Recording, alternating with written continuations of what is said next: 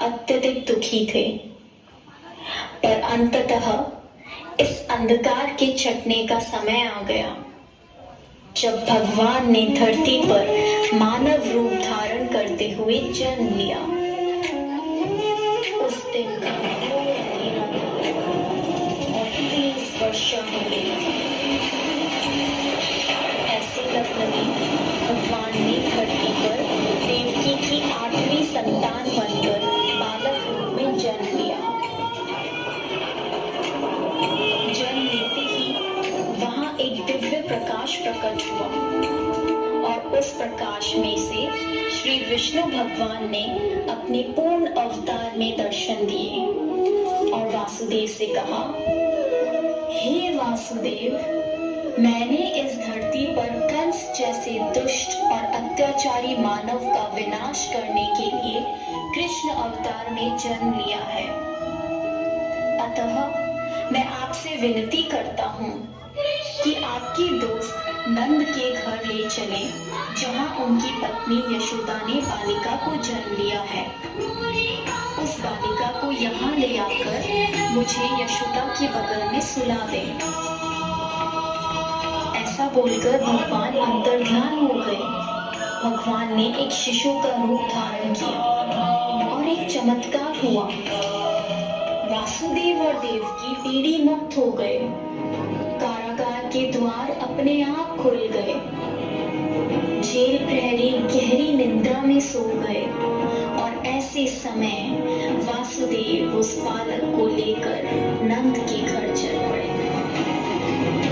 30 वर्षा के कारण यमुना नदी का बहाव बहुत तेज था, पर यमुना नदी ने वासुदेव और उनके पुत्र के लिए रास्ता बना दिया और शेषनाग ने प्रकट होकर कृष्ण भगवान को अपने फन फैलाकर तेज बारिश से बचाया।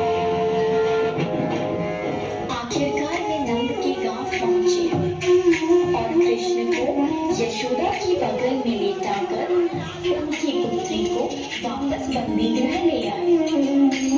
वहां पहुंचते ही बंदी गृह के दरवाजे स्वयं बंद हो गए।